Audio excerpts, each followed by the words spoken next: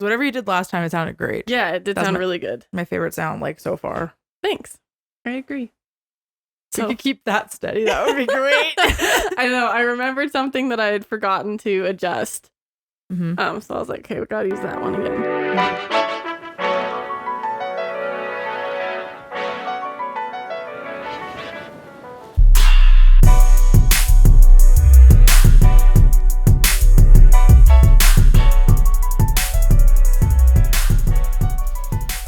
Hello. Hi guys. Welcome back to another episode of Sometimes Ciabatta Slaps. I'm Mak. I'm Jubes. And today is book club 11. Yes. Yeah. I Question think mark. so. Yes. Yeah, it is. Yeah. So today we're going to be talking about the Accessing the Healing Power of the Vagus Nerve by Stanley Rosenberg. Mm-hmm. We announced it on our Instagram as per usual. This one's a lot about nerves and stuff, so it's fun. Yeah. But his writing was kind of confusing at times. The premise of the book, very, very good. I really enjoyed what he was trying to do with it. Yeah. And so I guess just to touch on who the heck this dude is. Mm-hmm. He is an American-born author and body therapist. He is a Rolfer since 1983. We'll touch on what the heck Rolfing is. Oh, do you know what it is? It was just like, yeah, he describes it in here. Oh. He practices craniosacral therapy. He's been doing that since 1987. He studied biomechanical craniosacral therapy for many years. He trained in craniosacral therapy. And he's taught it as well. Yeah. Currently lives in Denmark. Teaches all the myofascial release systems and scar tissue and craniosacral therapy for at a tally there. It's like 5 times in a minute. Yeah. It was like really cool. Mm-hmm. His whole like craniosacral therapy stuff, because he said there's like 3 different kinds of craniosacral therapy, which I thought was really interesting. And I guess I've only ever experienced, I think, the biomechanical craniosacral, because when he was describing what it was, it sounded very similar to what my massage therapist described what he was doing to me, which was very, very interesting. Yeah. And there's a lot of connection to like osteopathy and manual osteopathy and stuff. So a lot of the same kind of in the same field of work if you're familiar with any of those. Yeah. Mm-hmm. No, very interesting. Yeah, like when he was describing, because like the introduction of the book is basically him introducing himself, how he's qualified to talk on this, what he is going to talk about, without explaining it fully, because there's the rest of the book. But the only thing I was confused about was Rolfing. When he explained what it was, I didn't get a good enough picture. Like all I got was that it was named after this girl who had started it.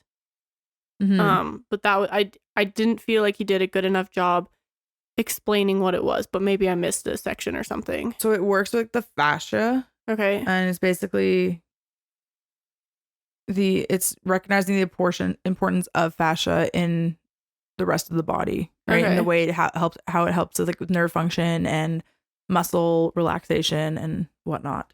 Right. That's what I've understood from it. Okay. A lot of yin yoga is so you can get into like the fascia stretches and stuff and relaxing as well. Okay. So yin yoga principles are similar to Rolfing principles, but Rolfing was specifically named after the person who created it. Right. So would it be like a form of like massage therapy or like Reiki? More, I'd say it's more like massage therapy from what I can tell. Okay. That he talks about. It's more like that. Yeah. My dog's chiropractor, actually, she does more of like the fascial release instead of like for my dog's chiropractor. What a sentence there, right? That was very white. No, but he couldn't walk and he couldn't poop, and so we were we're like, okay, well, what do we do? So we found this woman in town who did doggy chiropractic and stuff, and what she did is she took this device that looked like a credit card, basically, and massaged his like spinal region, especially lower spinal region in that area, rather than like you're not cracking a dog like you'd crack a human, and that helped him. That release. Okay. He pooped all over the house within a few hours. Interesting. It was great. Yeah. What we like. Sarcastic. No, but like, yeah, as he couldn't walk. He couldn't move. He couldn't hold his legs up for him to go to the bathroom at all. Right. So we're like, we got to try her. Yeah. And so we tried her something last year change. and it worked for him. And she focused on like the fascia release. Interesting. So. All right. Cool. But that's, yeah, it's basically worked with the fascia in regards to various physical problems. Do you have a description of what the fascia is in case our listeners might not know? It's like your deep connective tissue. Okay, yeah. It's all the little stuff that you wouldn't normally get in just like a normal stretch. Mm-hmm. Okay, so that makes sense. Mm-hmm. Good stuff. Yeah. I guess I have an update. Ooh, okay. That I want to talk about. Okay. I figured out this morning. Yeah. So you know my probiotics class that I did? Okay. Or whatnot, like I had to order the SCOBY from. Oh yeah. Kombucha worked. It's great. Nice. So now I need to do step 2 of the fermentation process, which is bottling it and adding, I don't know, any juice or any other kind of thing to it. Right. And then so I have the new SCOBY or the new because every time you do it, you have your old SCOBY and then a new one forms, and you can just keep cycling out which SCOBY you want to put in your kombucha. It doesn't matter. Once you have one, you're good. Yeah. So I need to figure out what the heck I'm going to do with this SCOBY, if I'm going to hold on to it somehow and store it and use it when I want to make kombucha now, if I make this a regular practice. Yeah. And then B, I kind of want to make sure my kombucha works and tastes good. Yeah. So I got to do step 2 before I can even decide to make more kombucha. Yeah. Besides the fact. But it works, so I'm glad. Mm-hmm. My sauerkraut? No. Mm-hmm. Oh, no. I didn't check it enough. And it's, so my brine like dried up, I guess. Oh, shoot. Or something. And then I opened it up this morning and it was moldy and I was like, oh, darn it. Yeah, so I threw both those out because so I'd like to try sauerkraut again though eventually when I have the care to like monitor it every single day, or there's a special device that you can get. I think it's called like a crock. Okay. But it's basically this like tube with weights on top. Oh. And then you just put like a cloth over it so like no dust or bugs or anything gets into it. Yeah. But the weights press it down so that it stays submerged in the brine so that it doesn't mold. Oh, okay. And then the tube is just because you need it like in an aerated, openish space. Right. So interesting. So, like, yeah, I guess what do you use to make sauerkraut? Literally just cabbage and salt. Okay. Interesting. Okay. Yeah. Because then when you salt the cabbage, because the cabbage has all the good bacteria that you need for it to be lacto fermented. Okay. And then so when you mix it with this, lacto fermented. So that's the term. It started originally with yogurt. Oh, okay. Stuff, but the probiotic process that was used then is what's also used in the creation of kombucha and sauerkraut and all this stuff like that. Interesting. So they've just grouped it under this lacto fermentation even process. though there's no like dairy-ish. Interesting. For okay. this one. But because it was originally founded with like yogurt and cheeses. Right. Okay. And so it's basically using probiotics to ferment foods into a different edible form. Yeah. Okay. That are more probiotic rich. Yeah. I guess. Yeah. Okay. Exactly. And so it's the same cultures that are found in yogurts and cheeses and I think buttermilk and just like all these different like cool things. Yeah. So the cabbage itself, when it's in the dirt, you get all these probiotics and stuff from the dirt. And so all you have to do is make sure it's not like nasty, that's like a clean cabbage or whatnot. Yeah. You don't need to like soap water scrub it or anything because you want the bacteria. Oh, gross. Okay. But I meant to say neat. No. I know. Don't even lie to me. I know you meant to say gross. It was like I was thinking neat and gross in my head, and I was hoping neat was gonna come out my mouth, but that's not what came out my mouth. No. Okay, so that's how you really feel. Yeah. No, but what you want is like it's this good bacteria. Right. Ultimately, is what you're looking for, right? Yeah. And so, what do you do to make it sanitary? Is you mix it with the salt. Okay. Because the salt is a natural like antibacterial agent. Right. Okay. And whatnot. So you're making sure your cabbage is clean, making sure your hands are clean, but you don't need to like sanitize either. Because you're soaking it in saline solution, basically. Yeah. You're not trying to strip it of its like healthy bacteria properties, basically. Okay. A big thank you to Dyson, as we are now working with them, which is so exciting for Sometimes Ciabatta Slaps. If you are not familiar with Dyson, they sell fancy vacuums, hair straighteners, and so much more. Right now, you can save $130 on select Dyson Corral hair straighteners. You can save $150 on the Dyson Purifier Cool Formaldehyde fan. You can save another $150 on select Dyson cordless vacuums. You can save $100 on select Dyson Airwrap Complete Multi-Stylers. And there's $100 off the Dyson Cool Tower fan. If you're looking to save some money on Dyson products, now is the time. Head on over to sometimesciabattaslaps.com for more information and links to the Dyson website.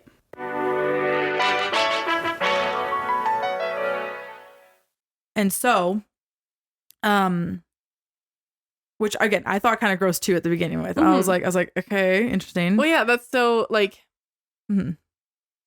because you don't want to scrub the cabbage, but with all of like the gross stuff on the produce that we have right now, like, would it be better or worse or like? Well, you can do like a vinegar baking soda soak, but you shouldn't buy like a specific vegetable wash because that often strips it of everything. Right. Okay. What you want the vinegar, you want to get the bad bacteria off of it. Obviously, you're not trying to give yourself like a coli or something, right? Yeah. And that's why you wash your hands to make sure there's nothing nasty on your hands. But the bacteria that is on your hands otherwise is good for it because that's what's remaining there is the good bacteria. Okay. Yeah. Okay. That makes sense. So that's why I say don't like wear gloves or anything like that. There's no need for that because you actually want the good bacteria as much as possible because we're not adding anything additional to it for sauerkraut specifically. Okay. With the kombucha, you have the SCOBY, which is, if I remember, they're finicky. Symbiotic culture of yeast, or of bacteria and yeast. That's what SCOBY stands for. Oh. Yeah, symbiotic culture of bacteria and yeast. End. I thought it was an I at the end. No. Oh. Yeah. So that's what's doing the fermentation process. And in sauerkraut, it's the natural bacteria that's grown in the sauerkraut, in the layers of it, that is what's fermenting it. Wild. Yeah. Okay. So, besides the fact you cut it up, you salt it. Yeah. The salt draws the water out, and then you mash it with your hands, like manually mash it until it's like soft and I guess kind of slimy, but not really. Okay. Just make sure that the fibers are broken up and whatnot. And now it's left in this like brine. Okay, cool. Basically. And so what you're supposed to do is you're supposed to pack it into the jars and then you're supposed to press it down. And this is where these weights come in handy. Okay. That I that's the step that I messed up on. I made sure I didn't press it enough. Okay. So part of it lifted out of the brine and that's when it got moldy. Shoot. Okay. Yeah. And then, yeah. Interesting. Long story short. But really fascinating process to do. I will be doing it again. And you can like make kombucha or, kimchi. The same way. Okay, yeah. Because kimchi is basically sauerkraut with more spices. Yeah, more spices. Some add like carrots. Some add other sort of things into kimchi as well. Right. Or you can also make pickles in this same process, but that's not to be confused with pickling, which creates a sterile environment and is a whole different thing in its process. Wild. Yeah, but if you make pickles with the lacto fermentation method, you're getting the benefits of probiotics that you wouldn't in normal pickles. Weird. Okay. So it's actually better to, if you want more benefit of your pickles, to make like a brine and make it that way and use that lacto fermentation saltwater method for your pickling. Is it going to taste different then, I would imagine? I don't think so. I haven't done it. I haven't also, I mean, if you look on the jars, it might say with brine and that could be lacto fermented versus other pickling methods, which you involve like specific jarring techniques, which are found when someone's say making hummus in a jar or jam or classic pickling, where you have to make it in a very sterile environment because you're using vinegar to pickle it, whereas the brine does that for you. Because I feel like there's some pickles that are really good and some pickles that are really bad, in my opinion. Like there's some that just kind of taste warm and gross. Yeah. So I don't know if that's just like a difference in flavoring or if they've been prepared differently or if it's just like I'm out to lunch. It's I don't know. It's something you're going to be looking at now, right? Yeah, definitely. But if it's in brine, it's usually like lacto fermented. Okay, interesting. Because if it's in vinegar, then it's like the traditional kind of pickling method. Right. Sauerkraut and kimchi and all that would be more of the brine method because it is the fermenting of it to get all the good probiotics and stuff in it. Cool. More than one way to make a pickle. Interesting. Yeah. That's cool. So that's my knowledge, but I messed up my sauerkraut, but my kombucha worked. It worked. It smells like kombucha now. Nice. Now it's just jarring it up and finishing up. So I'm kind of excited to try it. me too. I'll let you know. Well, stay tuned. That'll probably happen. I don't know. Maybe sometime this week I'll do it. But Yeah. I just moved it to my fridge so that it stopped or like slowed down on the fermenting process now. Okay, yeah. Because when my mom makes it, I don't think she would add anything to it. Mm-hmm. She at this stage, she would just drink it. Yeah, and you can. Mm-hmm. I might test it. Yeah. Or I might make it more mango passion fruity. Yeah. Like my original goal was. That's so cool. Yeah. So I use like a green tea and then I use like a hibiscus mango passion fruit tea. Oh, okay. Cool. So now I want to mix it with like probably a little bit of juice or something, and then nothing crazy, just for a little more add of a little bit of something fruit flavor, maybe bring back some sweetness to it because I'm not a huge fan on particularly bitter kombuchas. Yeah. Is there a chlorophyll and mint kombucha? There's a chlorophyll and mint, like you can just buy like chlorophyll.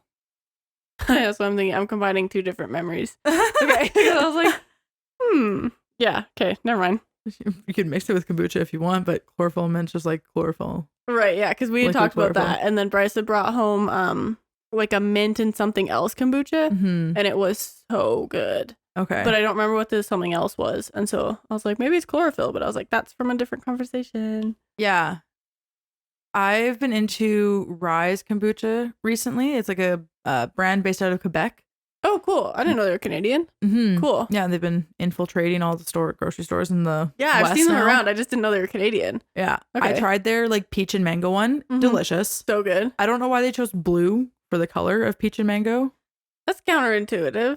Yeah. Yeah. Because they have like a turmeric and orange one or something. So that's probably why they chose orange for that. I guess so. But still, I would you still could've do done like a peach. Yeah. Like a pink or orange or something. Yeah. Yeah. I don't know why they chose this blue color. Yeah, I definitely wouldn't choose blue because then people are going to be like, oh, blueberry kombucha. Yeah. Yeah. Yeah. Huh. So I tried that. It's really good. I also tried their lychee and jasmine, I think it was. Ooh. Very tasty. Very good. Yeah.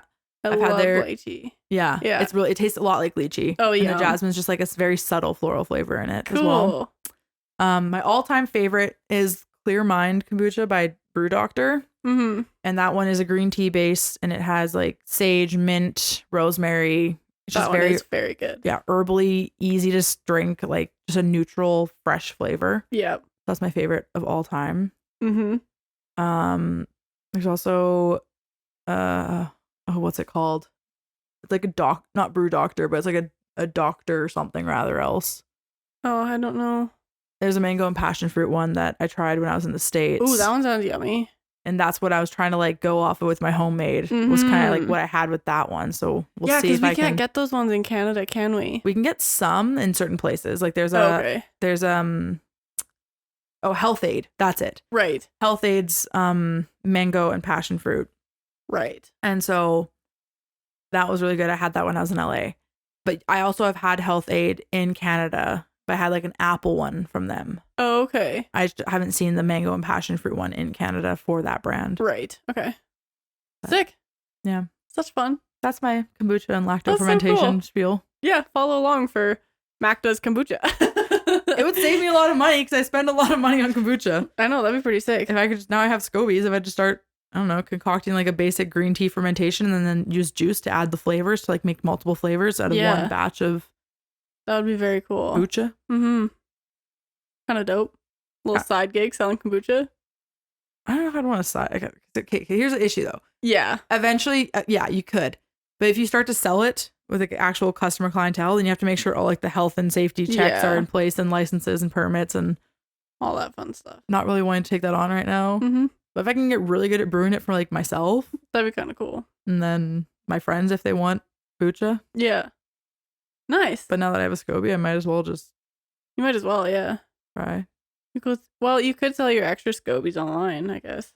Because it's like, what do you do after every batch? You just like have an extra SCOBY and you're like, eventually you're going to have more SCOBYs than you're going to know what to do with. Eventually they get old, so you can throw them out. I guess so. Or you can add them to like compost or something like that because it's just a probiotic. I guess. A symbiotic culture of bacteria and yeast. In my mind, they're like a living organism because they look so much like a jellyfish. Yeah. That in my mind, they are like an animal. Well, because they are a living organism. That's the thing, though. Yeah, just but in such a cellular way. Yeah, they're like, technically, Yeah, I'm a living organism in the same way that, I don't know, like yeast is a fungus or whatever, right? Like, yeah. I don't know. Interesting. Okay. Yeah. So if you like, I'll make you try it. If you like it, I can brew you some booch. I'll definitely try it. Yeah. You can try for yourself if you want. I'm not going to do that because I am only one person and I cannot drink enough kombucha that Scopy's going to make for me. Yeah. Yeah. Well, it'd be fun. Like, I don't know, if maybe I'll get into a new hobby. Maybe kombucha is my new hobby. Yeah.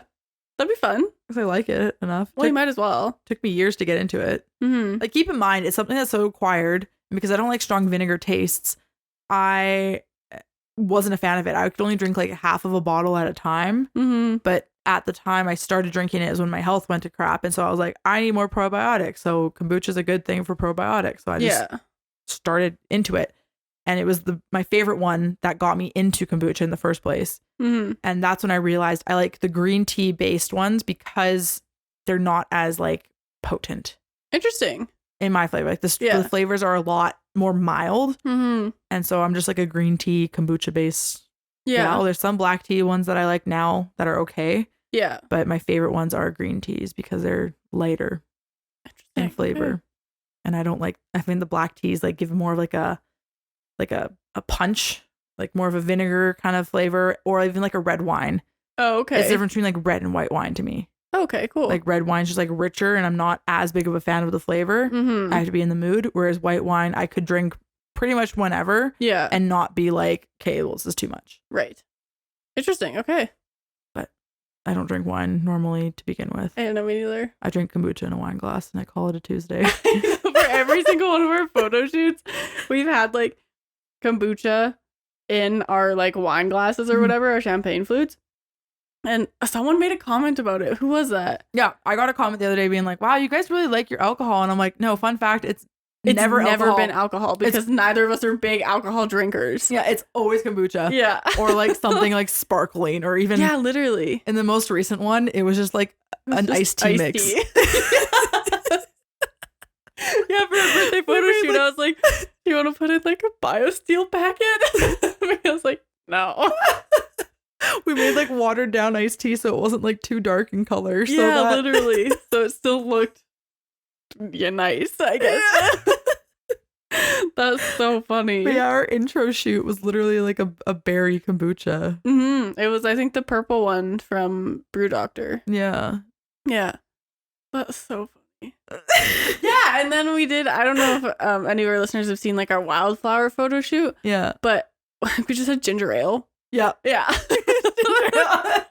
Because it gave the sparkles and the color of champagne, and we were like, oh, might as well. It's better. Yeah. Yeah. Ginger ale, and then we did the watered down iced tea. That's so funny. But it's just fun to hold a prop, like a cup, when right? When you're doing photo shoots. It's just an easy thing to occupy your hands, right? So you're not just like playing with the little pea.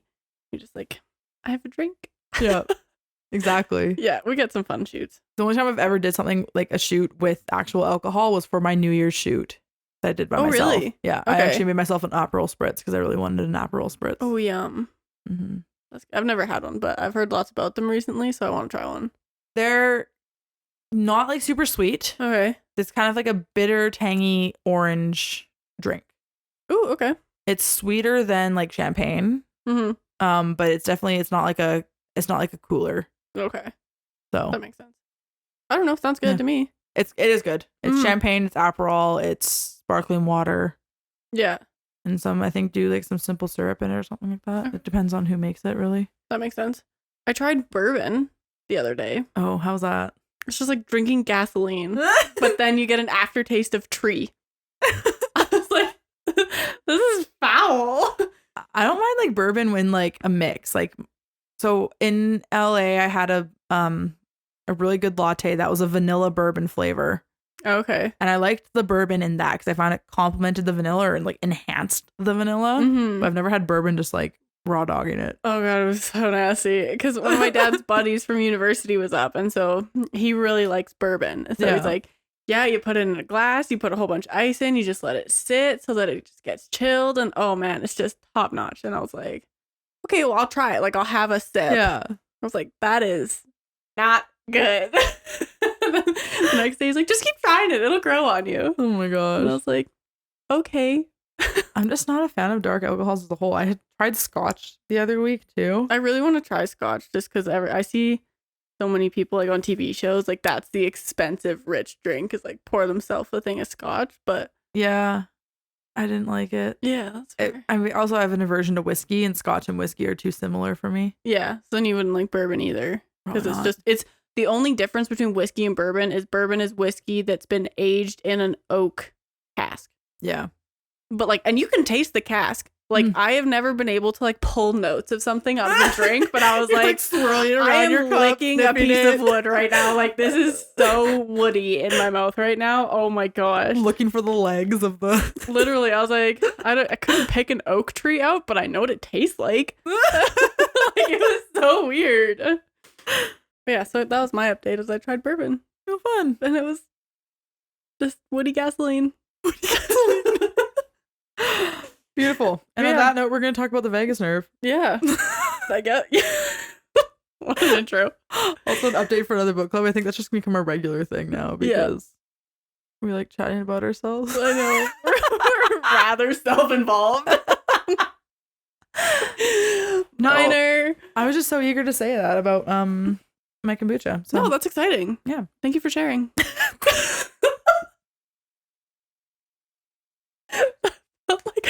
Hi, my name is Michaela and my kombucha worked, but my sauerkraut didn't. Hi, Michaela. Thank you for sharing that your kombucha worked and your sauerkraut didn't. Hi, my name is Michaela and I'm a kombucha addict. Hi, my name is Journey and I tried bourbon for the first time. Oh my goodness. Okay. Good. So for back to our boy Stanley. Basically his introduction of the book is just like, what is the autonomic nervous system? What is that he died? Like, what is biomechanical craniosacral therapy? Yeah. Why are people always stressed? We already know people are always stressed because the world's not the best sometimes. And then the key thing of chapter 1 or the introduction that you really got to know to read the rest of the book is knowing what the heck is the polyvagal theory. Mm-hmm. And so the polyvagal theory states that the 5 cranial nerves must function adequately in order to attain the desirable state of social engagement. Mm-hmm. And then so these 5 nerves all originate in the brainstem, and they include cranial nerves 5, 7, 9, 10, and 11. Yeah. And we'll get into that a little bit here. Yeah. He also introduces the whole like polyvagal. So there's multi-vagus nerves. So there's 2 vagus nerves. They are cranial nerve 9, right? Mm-hmm. Or 10, sorry. And they there's a ventral and a dorsal. Mm-hmm. Ventral and a dorsal. Mm-hmm. And they he thinks that they should be classified as 2 separate nerves because they do 2 very separate things. And up until recently, I believe, they didn't realize that they were 2 separate nerves because your vagus nerve is the longest nerve in your body. It goes from tip to tail.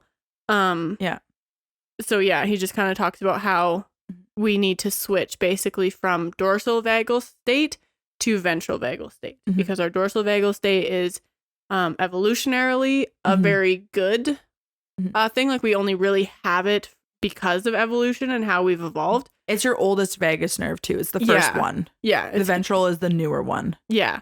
So then your ventral is more of like it's the social engagement is the term he uses for this one. That's the nerve that if it's firing properly, you're going to be like excited about life and happy and socially engaged and blah, blah, blah. But a lot of us right now are in our dorsal vagus state. Yeah. And so the ventral vagus state is where he kind of comes into how this relates to anxiety, depression, ASD, et cetera, et cetera. So yeah. I also really liked the first page of the introduction. He has a quote that he said. It's like, nice. Quoted himself. It's a power move. Yeah, literally. And then so part 1, it very briefly touches on like overcoming health challenges. And the premise of this is to basically say we need to think of things as a whole and not as its parts in order to treat symptoms. Yeah. Which I love, of course. It's a holism. It's my basic philosophy. Yep. And he uses this by describing like using the mythology of the Hydra. Mm-hmm. Well, I just watched Captain America. And so when I think of Hydra, I can only think of Captain America now. Oh, really? Yeah. Why? Because that's the whole premise of Captain America. That's who he's fighting. It's Hydra. Oh, interesting. Okay. And it's the whole like they weren't Nazis. They were like science evolutionary, but kind of Nazi-esque at the same time. And instead of like holding one arm up, they'd hold both arms up. And it was like, Hail Hydra. And they like, that's funny. Look at Captain America. I haven't watched that movie in a long time. I have no memory of that. Oh my gosh. And they use this sentence of like, when we cut off one head, two will grow in its place. And it's basically like if you try to kill off its members, two more members are going to come in its place. Right. So it is trying to make the connection of like the multiple heads of the Hydra. Yeah. Yeah. And so what he's using Hydra as is like, you only treat one symptom, two more symptoms are going to come up in his place. Mm-hmm. But in Captain America, it was like a figuration for like a Nazi-esque science group that infiltrated so like the whole world, and how there's like Hydras all around the world. And so you see it in movie 1 and then now movie 2, like it was like, oh my gosh, they've infiltrated S.H.I.E.L.D. And so now the Hydras are in S.H.I.E.L.D. So you can't trust everyone who's working for this like secret, like security American company. Oh my gosh, I'm so watching Captain America tonight. I have to clean my house and I'm just going to put it on and listen to it while I clean. That's amazing. Yeah, but yeah, so like for the, they always say Hail Hydra or whatever, and they use both hands instead of one. That's way funnier than it should be. That's amazing. Okay. So I'm reading this and I'm like, Hitler. Here's my Marvel journey, and just now I'm thinking of Hydra as in like that's amazing. German corporation that came up with during Hitler's era and Captain America. We need Stanley Rosenberg as a Captain America of the vagus nerve. Oh my gosh. But yeah, the heads of the Hydra, basically he's just saying like these are common problems related to cranial nerve dysfunction. Yeah. There's like a whole list. It's not Hitler. It's not Hitler. There's a whole list, which I think we should post some of it. Like when we release the episode, do kind of like, because Michaela's really good at doing info posts. She makes them look beautiful. Kind of do that. But they have like chronic physical tensions, emotional issues, heart and lung problems, visceral organ dysfunctions, immune system problems, behavioral problems, interpersonal relationship issues, mental issues, and then other problems. Yeah. And so these are common issues that we see with cranial nerve dysfunction. So like, if you're experiencing any of these, maybe this book is for you. Yeah. And then he gets into the 12 cranial nerves and what they are. Mm-hmm. And so these cranial nerves are numbered based on location. If you think of your brain as like a half circle around it. So one is at the top and it goes around like that, apparently.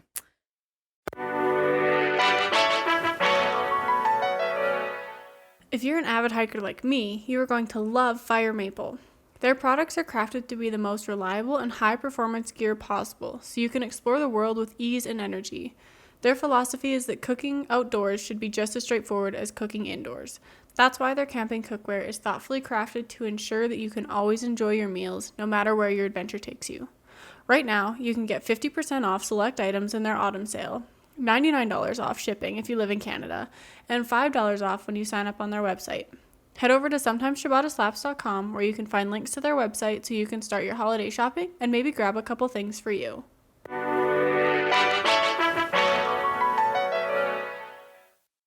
Like half circle cut around, here or half circle cut here? Around each side of your brain. Oh, so they just come down. Okay, so it's split. Yeah, so one is hypothetically on top of your skull, right, and then it goes down and around, basically towards like the brain stem and down to the body. Okay, interesting. Which is where it goes. Right. And so 12 cranial nerves are... The first one is the olfactory nerve, and so that is smell. It helps you locate food. Mm-hmm. The second is optic nerve. This is for vision. It makes it possible to see. Mm-hmm. 3 and 4 are oculomotor nerve and trochlear nerve, and so these are for looking, and they control your eyeball muscles, which is like really cool. He goes into how like this muscle moves your eye this way, and this muscle or this nerve moves your eye this way, and so that was really interesting. And in yoga, people are using exercising and stretching of those muscles now because we don't recognize them enough. That stretch would feel so good. And so they're actually getting you like when you breathe in and you look one way, and you breathe out and you close your eyes, and you breathe in and you look up, and you kind of rotate it. And so it's just moving your eyes in a mindful way rather than a normal way. Yeah, normal every day. That's Yeah. very interesting. Yeah. I feel like that definitely also applies because he talks about a basic exercise, which we'll talk about later, which does involve eye movement. So I feel like that kind of, even though there's 5 that he focuses on, he does kind of bring in others. So then 5 is the trigeminal nerve, and that's chewing and swallowing and hearing. That's your tensor tympani muscle. That one is so interesting. That was like a light bulb moment when I read about it, because he talks about how your tensor tympani, I think that is the one in your ear where it like not factors out, but like if there's background noise and someone's talking to you, it helps you focus on the person talking to you instead of the background noise. Yeah. And so he relates it back to people who are autistic, and they can't, it's not that they don't hear you because they pass all of their hearing tests. It's that muscle isn't working properly because that nerve isn't being stimulated. So like they can't differentiate between someone talking to them and the background noise that they're hearing that not everyone else is. So that's where the whole sensory overload comes into play in that scenario. Yeah, that one was very cool. Yeah. And then 6 is I think it's abducens nerve. And so that is also looking, and it controls some eyeballs. You want to read the last 6? Sure. And so nerve number 7 is the facial nerve. So it's like chewing, facial muscles, and salivary like secretions. And then hearing as well. Right. Is involved with this. Number 8 is your acoustic nerve. And so it's hearing translates sound waves into nerve impulses. That one's cool too. 9 is your glossopharyngeal nerve, which is swallowing. And number 10 is the vagus nerve, as we talked earlier, which is separated into the new and the old vagus. And so the new is the ventral that controls the upper third of the esophagus and most of the pharyngeal muscles, and it regulates the heart and bronchi. And then the dorsal vagus branch innervates the lower 2/3 of the esophagus, and it regulates stomach function, digestive glands, organs such as the liver and gallbladder, and movement of food through the intestines, except for the descending colon. Okay, interesting. Yeah. Cranial nerve 11 is your spinal accessory nerve, and this innervates the trapezius and the sternocleidomastoid. There it is. Yeah, I love that muscles, which turn the head and expand the visual field. And then those are the only 2 muscles in your body that are innervated by cranial nerves instead of spinal nerves, is what he said in the book, which I was like, whoa, cool. Yeah. And then number 12 is your hypoglossal nerve, which moves the tongue. Yeah. Yeah, so it was what, 5, 6, 7. So the cranial nerves that are important for social engagement is 5, 7, 9, 10, and 11. Right. Okay, so that is the one you were interested 5 trigeminal. There it is. 7.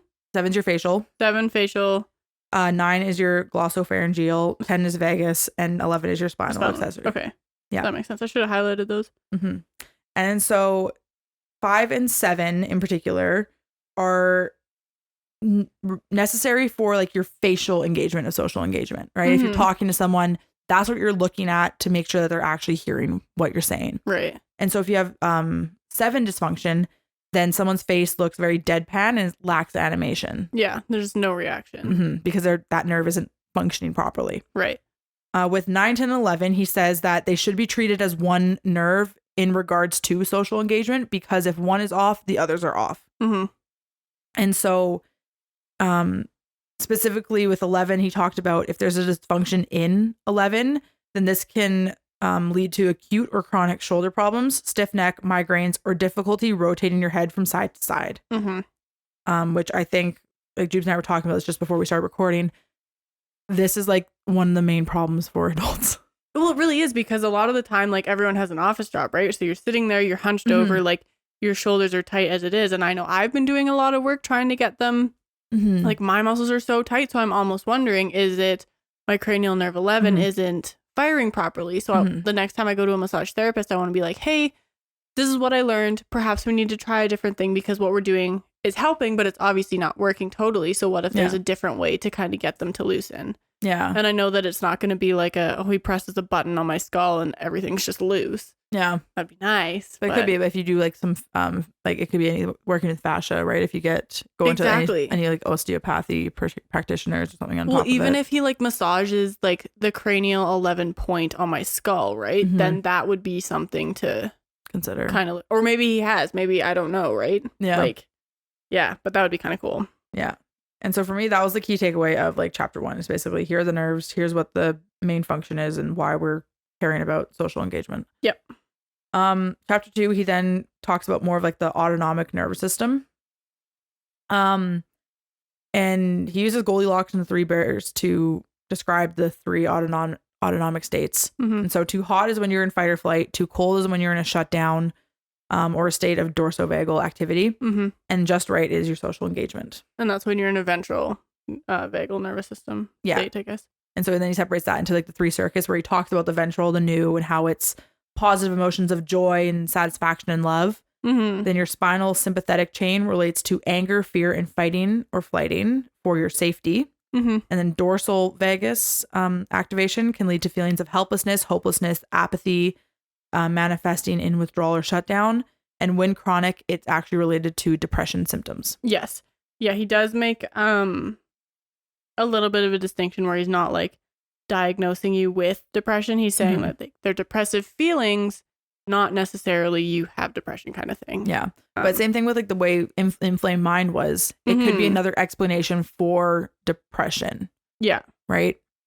Rather than, he's just trying to think of it as like from a holistic perspective. Same thing with Inflamed Mind, where it's like the inflamed mind is like, yeah, your body's in an inflamed state. So it's putting all these like inflammatories and stuff, which is like depressing your body as a whole. And this is like your nerves are off, or you could be, and so this is why you're in this state and you're depressing your body as well. It's a whole like, if you have depression, let's look at maybe what's causing it. Like if SSRIs aren't happening then, or aren't working, then let's check your body for inflammation. Let's check your nerves, because it's a very simple, non-invasive thing to kind of see if this nerve is working or not. And if it isn't and you fix it, then okay, you know that that's not it. There's something else, right? It's kind of like ticking boxes. Yeah. It's just adding more to the field of depression than what we currently have, other than just here's this prescription. Yeah. Good luck. Yeah. Right. Yeah. Hope exactly. it works. There actually some form of treatment because everything's so individualized. Exactly. And then he talks about 2 hybrids that you can have between these 3, right? So you can have mobilization without fear, which is friendly competition, or you can have immobilization with, or immobilization. Wow. Take 2, Michaela. Immobilization without fear, which is like intimacy or love. Okay, yeah. So it's like you're on the go, you want to run, but you're not afraid. It's not like a fight or flight response. Yeah. And that's, like a sport.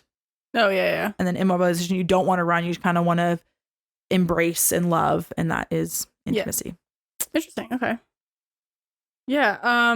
He also says that like dorsal vagal state may be involved in POTS, which is postural orthostatic tachycardia syndrome. So that's when people with POTS, they typically faint when they stand up and their blood pressure drops. I'm pretty sure that's what our old boss had.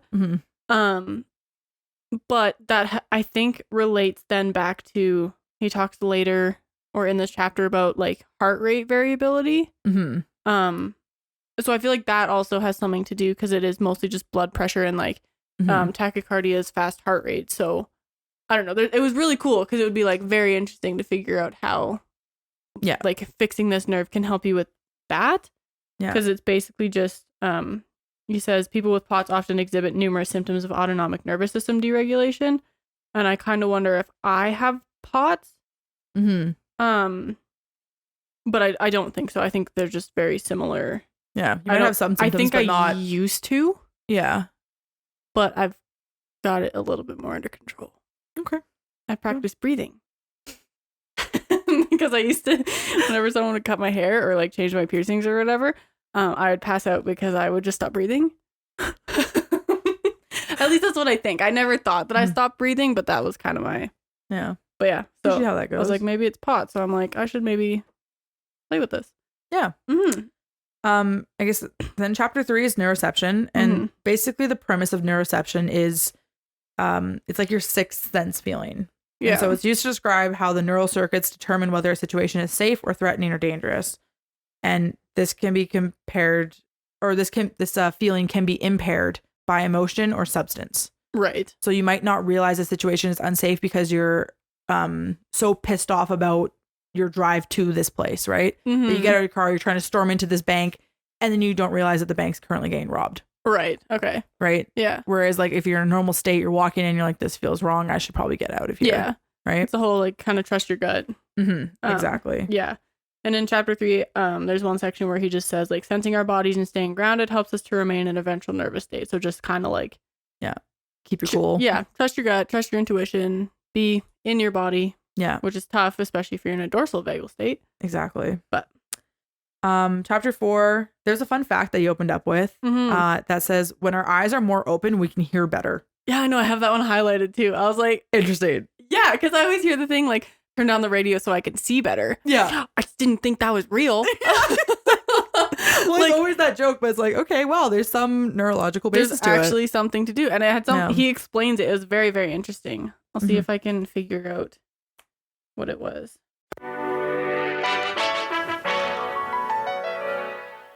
A big thank you to Persona Nutrition for working with Sometimes Ciabatta Slaps. Persona Nutrition ships customized vitamins and supplements to you each month. All you need to do is take their short quiz on their website and they will build you the perfect pack of vitamins. With subscription, you also have access to nutritionists online, so if you have any health concerns or questions, you will be directed with a nutritionist in no time. The vitamin packs come with the cutest little wrapper with your name on it and a list of supplements inside. If you want more information, there is a blog on their website with tons of additional information. Right now, get 50% off your first month subscription with the link on our website. If you want to get into supplements and vitamins and all that good stuff, head on over to sometimesciabattaslaps.com for more information.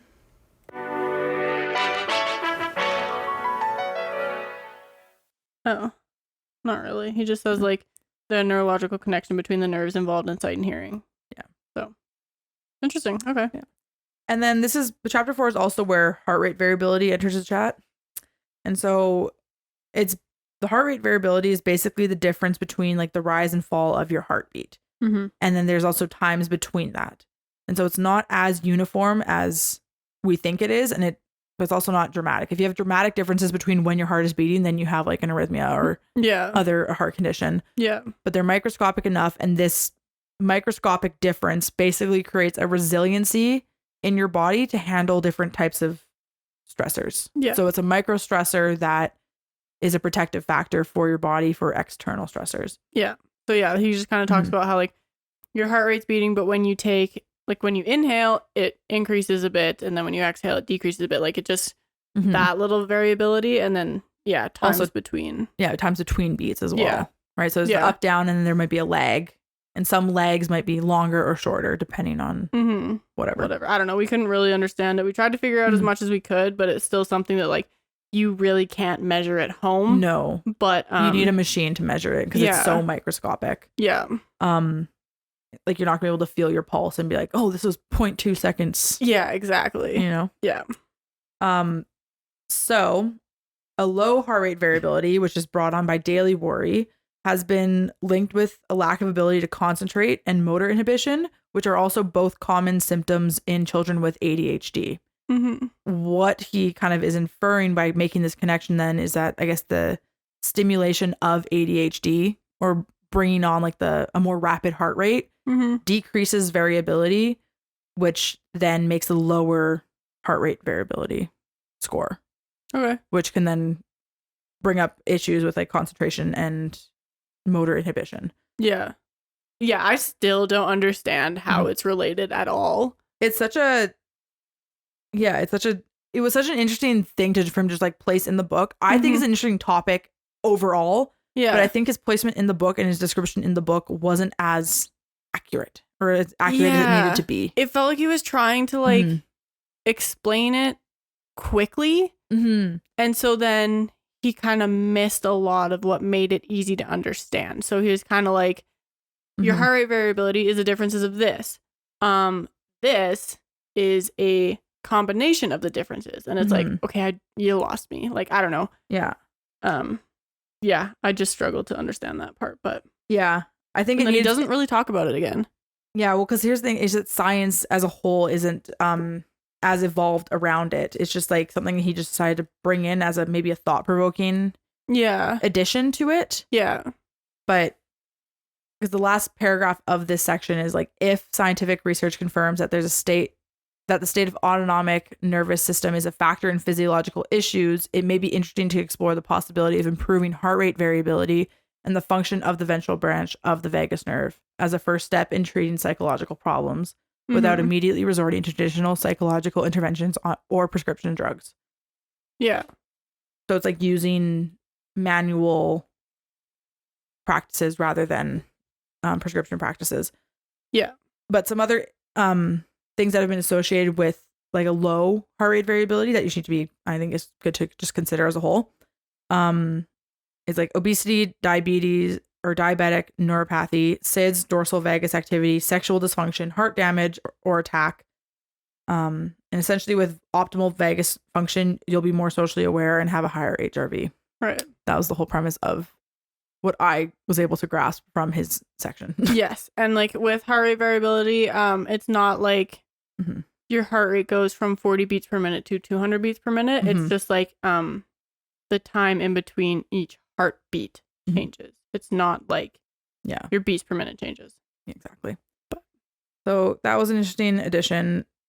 Definitely needed some more, because we both had to, like, I had to just go before we even started this episode just to look more into what the heck I'm trying to say with it.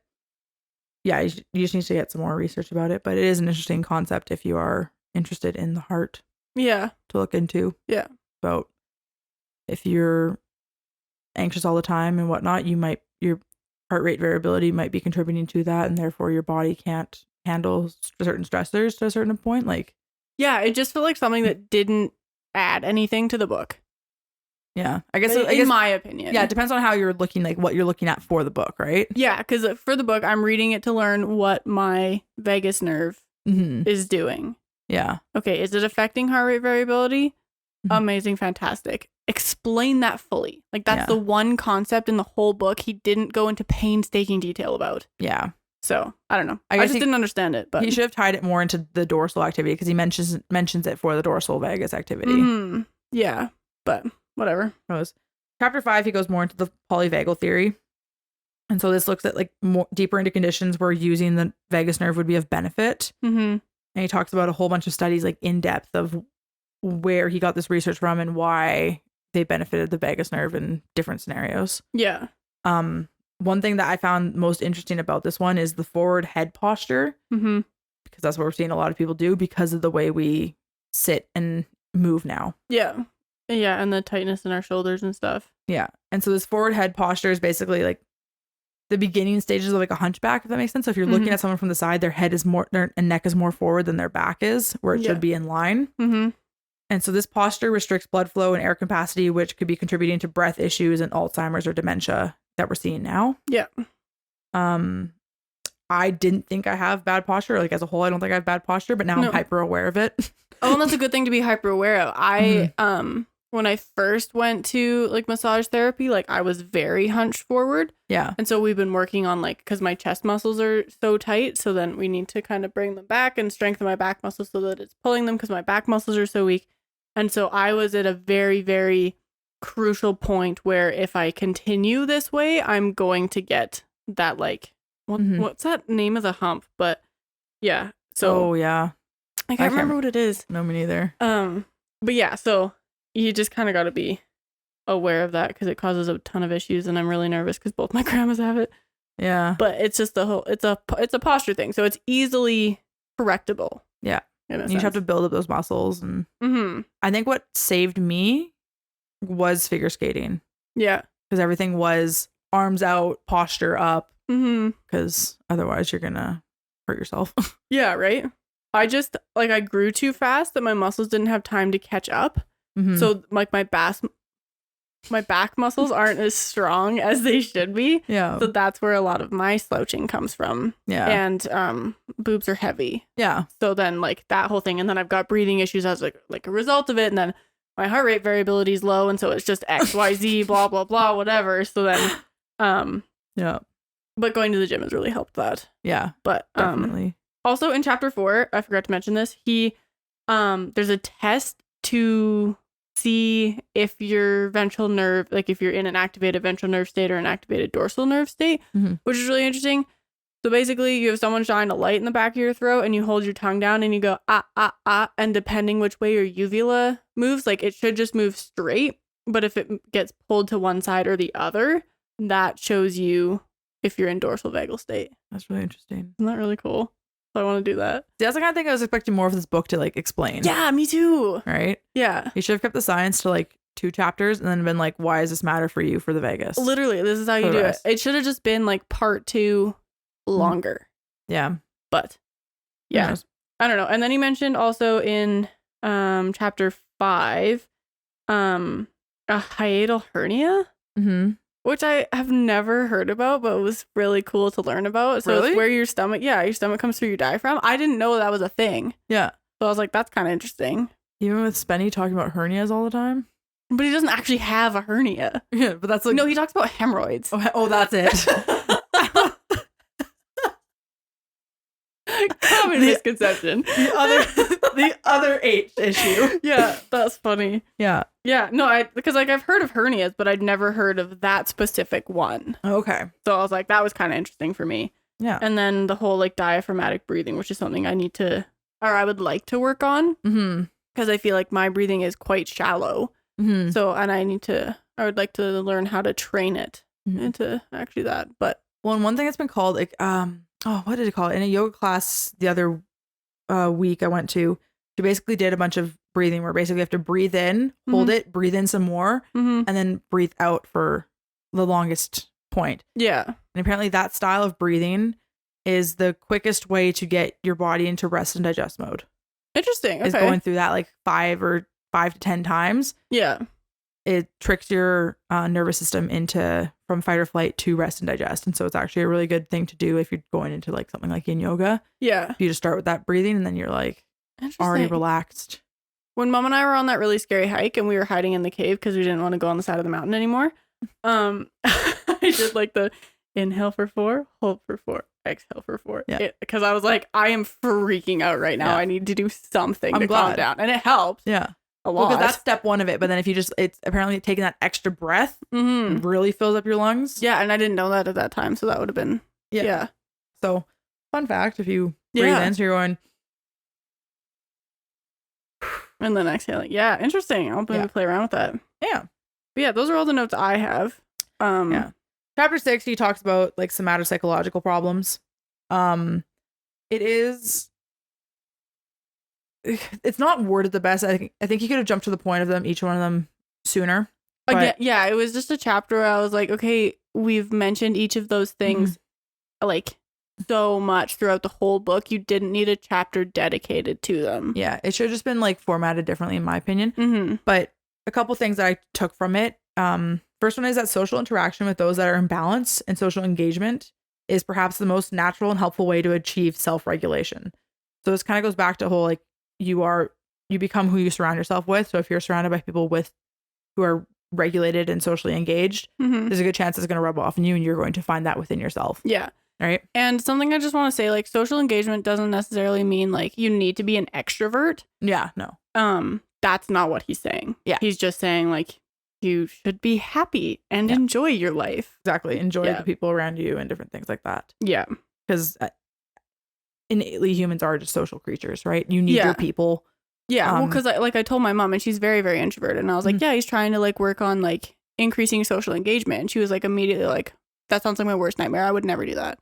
No. And I was like, okay, but you're the exact person who needs it. Yeah. Right? Like, and it's not saying you need to become an extrovert. It's just saying like you're missing out on life. Yeah. So yeah, exactly. I don't know. And then one thing that I just wanted to throw in here because I found it really interesting at all, it was that in domestic violence cases, victims develop an enlarged amygdala, making it easier for them to go into shutdown mode. And then the hippocampus shrinks because it only stores good memories and there are no positive memories being formed in that situation. Interesting. So the biological changes that happen in like domestic and violent abuse cases. I just learned that Tetris helps PTSD and I can't remember the other symptoms, but playing Tetris helps enlarge hippocampal activity or increases hippocampal activity, and it helps them like calm down and nice. all that. I was like, interesting. Yeah, but I don't know how. I want to do more research into that. Yeah. But then on top of that, he also goes more into like anxiety, depression, all the other sort of symptoms that you're feeling and how your nerves are affecting your mental state, basically. Yeah. And then, chapter 7 is like a whole chapter dedicated to autism. Yeah. And so what I really like about this book, and I think I've said it already, is that he doesn't say it's a cure for autism. It just helps you manage an autistic child and help them have the best shot at life. Because like I said, if they're not hearing, it's not that they can't hear you, it's just that they can't decipher or like separate out your voice from the background noise. And so just help them strengthen that muscle. And he's like, there's been success. Like, it obviously doesn't get rid of autism, but it just helps it become more manageable. Yeah, it's for the management of it, not it's not a cure by any means. Which I really liked. And so, with this, he just talks about the nerves involved in ASD, as we mentioned earlier. And then he also touched on deformation of the skull affecting ASD and ADHD because of a flat back like deformation. So apparently that's a good way to get early signs of it, is if they have like a flat back of your skull, because it's putting pressure on your brain or nerves in a certain way. He says it because like when you're a baby and you're laying in the crib, you don't have strong enough neck muscles to move your head, so you just get stuck on your back and then it's flat. Because I have a flat spot on my head, but it's genetic. Yeah. But that was one of the things. And then there was also a muscle that you had to like massage in the jaw area. Where do I have it written down here? Chronic tensions of the SCM muscle. Oh, sternocleidomastoid. Yeah. Yeah. So they're saying in some cases that might be contributing to the deformation of the head. But one thing I want to talk about is there has been a lot of criticism with celebrities recently of having flat-headed babies because they don't hold their babies enough. That makes sense. Apparently that's like they're having too much back time, so they're not being picked up enough, so they're developing flat skulls. And there's a whole bunch of criticism about that because of what it can affect on the brain. Yeah, because I feel like having a flat part of a skull isn't necessarily like, if you have a flat skull then you have autism. I think no. If you have autism, then you're more likely to have a flat skull, because like there are certain cultures where they like strap their baby kind of to a board to get a different skull shape, because that's more that's what they want or whatever. But yeah, I don't know. I just remember there being like a whole bunch of stigma around babies like when I was growing up who had to wear those helmets to kind of shape their skull, which I don't think there should be, because when you're born, your skull is so like, it's just loosey goosey. Like you're pushed out of a too small hole. Like, it makes sense to me that a baby's going to need to wear a helmet to have their skull shaped correctly. Like, I don't know. I don't appreciate that stigma. I think it's stupid. But I never had to wear a helmet. But like, I mean, I had a cone headed. It leveled itself out though. Yeah. And like I got eventually, vacuumed out. Yeah. Right. But it feels like in that kind of situation, like, like we have a soft spot for a reason, so our skull can move and form and shift and all that. But like, I don't know, sometimes you need help, right? Yeah. So I think it's interesting with like the skull shape and how it's either an indication of like autism or an early sign of autism, or it's an indication that you're not holding your baby enough. I think that's just really fascinating. Yeah, right. Like concept, because we are, again, the whole social beings. You want to be held and picked up and touched. And he talks a lot about how like tummy time is so important because it does strengthen those muscles that you need that would be lacking in a baby who has a flat skull, essentially. But yeah, I don't know. But that's basically the gist of it. Yeah. And then, part 2, he goes into the exercises. We're not really going to go into the exercises because I don't feel like performing them on camera. But no. We'll talk about the basic one because that's what he refers to the most. Yeah. One thing I would like to say is that I wish, if you guys do read this book, read part 2 first, where he explains the exercises, and then read part 1. Because in the entirety of part 1, he explains like, oh, the basic exercise. Oh, the basic exercise. Oh, this helps that with the basic exercise. And I'm like, what is the basic exercise? Yeah. How many times can I say basic exercise? I don't know. But yeah, so basically. The premise of the basic exercise that you're going to wind your fingers or whatever. With them. Interlace your fingers. Whoa. Put them behind your head and lay down. And then you're going to move your eyes side to side. Yeah. Right. So you move it to one side and you look that way. Just your eyes are turned until you yawn. and then you move to the other direction until you yawn, and then you do the like hold down your tongue and like do the to see if your uvula does whatever. And he also is very good about saying that these are not like a quick fix. Like they'll help, but you might need to repeat them to continue to help. Yeah. So this is meant to increase blood flow to the brainstem. It repositions your C1 in the axis and increases mobility in the neck and entire spine. The brainstem thing is important because that's what's necessary for social engagement. Yeah. And this can have a positive effect on the ventral branch of the vagus nerve as well as on the cranial nerves. And so it's effective, easy, and that's why he recommends everyone to do this. One, for relaxing your nervous system and improving your, I don't know, mental state. Yeah, exactly. They're very easy exercises to do. They're non-invasive. You can do them whenever, wherever, really. I guess you don't really want to be like laying down on a subway, but like you can, like, they're very, very simple and easy. And that's part of the reason why he's such a big advocate for them, because he's like, I want you to be able to fix your issues yourself so you're not dependent on someone else, kind of thing, which I really appreciated. Yeah. So, but yeah. Pros of the book. I like the concept of the book. I like the general knowledge in it. I definitely thought it was wordy. I definitely thought it could have been, it just felt like it was version 1. It felt like it needed to go through a couple more like proofing. Yeah. To get to the revised point. a bit. Yeah. I agree. Yeah, I really, really appreciated the concept of it and what his goal is with it. I really like that. But yeah, I felt like it could have been like a brochure. I'm gonna give it a 3 for that reason though, because I like the premise of it, and I like I like that he gives you the practice on your own and gives you the gist of everything. Yeah, I agree. Yeah, for the wordiness, I'm gonna knock off a. No, I would go with a 3 as well. Yeah. Perfect. Well, that is Accessing the Healing Power of the Vagus Nerve. By our boy Stanley Rosenberg. Stanley the Manly. Yeah.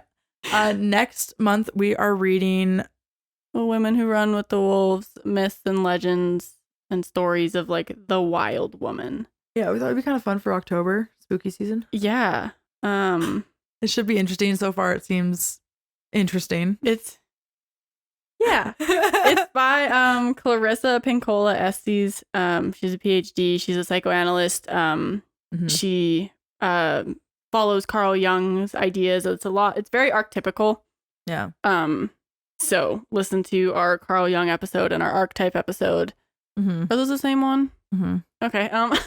Listen to that episode before you listen to this one. But we'll see. When it came out in 1992, I think it was like a revolutionary idea. Yeah. So we'll see how we feel about it. Yeah. All right. I think we got wrapped up here. Yep. I'm Mak Joy. I'm Mak Jubes. We're Sometimes Shabbat Slaps on all social media platforms. You can find our website, sometimesshabbatslaps.com, and on our website we have links to our affiliate links, our book club reviews, all of our episode links, audio and visual, and guests that we've had. Yep. Yeah. Merch links. That's the other one that we have there now. Everything you need to know. If you can follow us on Instagram or TikTok. TikTok is just some random videos of fun things that we find to be fun. And Instagram is more of like where you can get updates, vote on polls, interact with us about episode content. Yep. And that's at Sometimes Ciabatta Slaps. Yep. And if you like what we're doing, or if you just like us, give us a like, 5-star rating, review, follow, all of the above. Helps us immensely, and we are eternally grateful for you. Yes, we are. That. All right. With that, I guess we will see you guys next Tuesday. Ta-ta for now. Bye. Bye.